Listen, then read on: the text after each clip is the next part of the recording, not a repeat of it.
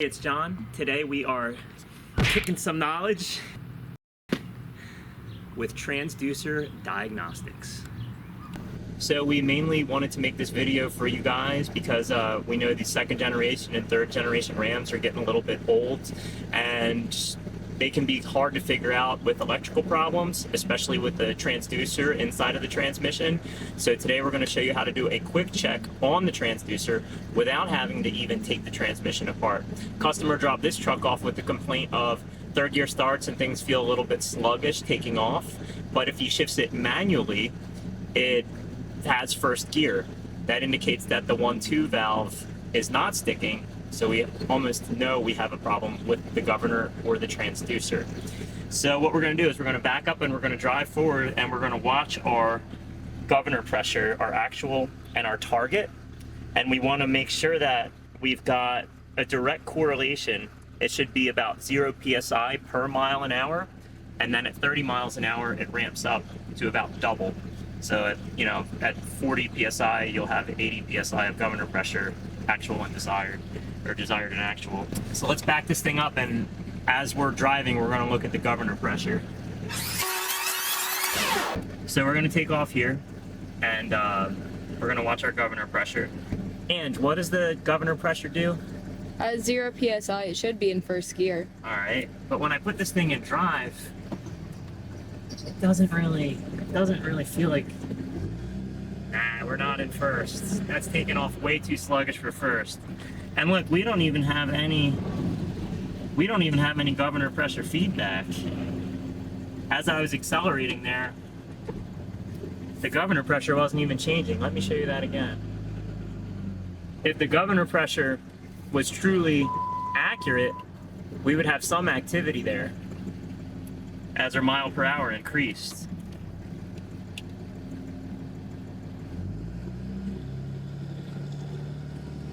We got nothing.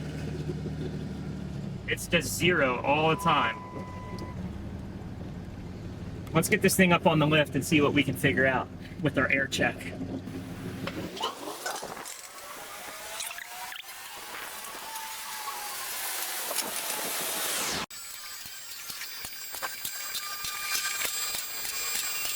Going to check out the electronics in this transmission without actually taking it apart. We've pretty much isolated it to a faulty transducer, which is what the computer receives a signal from for the governor pressure reading.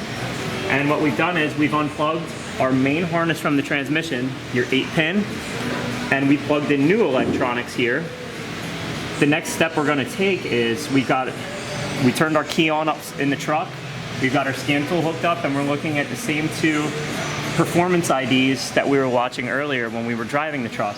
Keep in mind earlier, our actual transmission governor pressure, it never changed.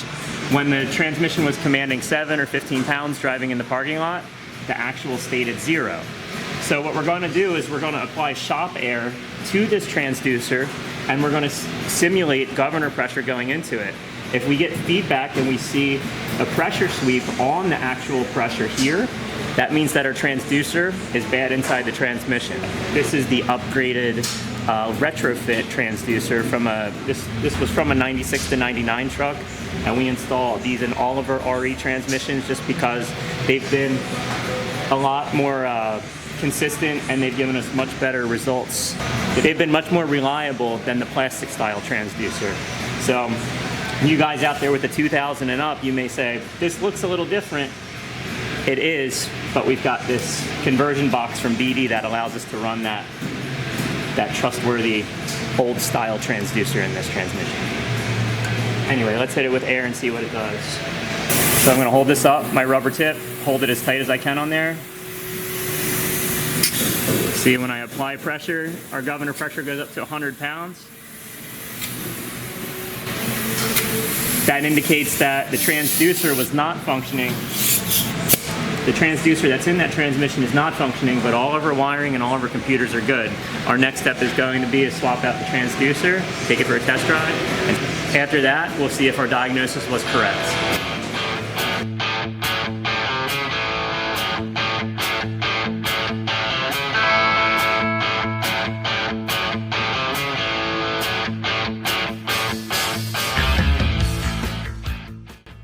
All right, so we got our new transducer in. Next thing we're gonna do is put our pan up, torque our pan bolts to 15 foot-pounds, fill it up with fresh fluid, and after that we'll hook up our scan tool, check our transducer readings, and make sure our first gear is restored and the truck is driving like normal. All right, we got our transducer replaced and we got our scan tool hooked up. Truck's in neutral. We're gonna put the truck in drive and we're gonna wait to see if we feel that strong gear application going into gear. If we have that nice firm bump in, we know first gear is restored and we don't have the second or third gear starts anymore. After that, we're gonna go for a quick drive and make sure we've got some feedback on our governor pressure. So we're gonna look at our target and our actual, and if they're both working, we know the transducer's functioning. Yes, that feels good going into gear, and now we're gonna get out onto the road. And we're gonna see if we got some activity on that governor. Let's see what we got.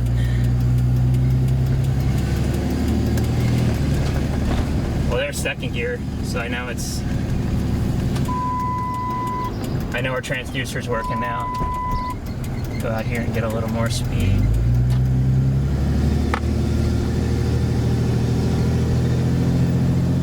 Yeah, it's working for sure. We are good to go. Get it back to the shop, check for leaks, make sure everything's good. Another one fixed.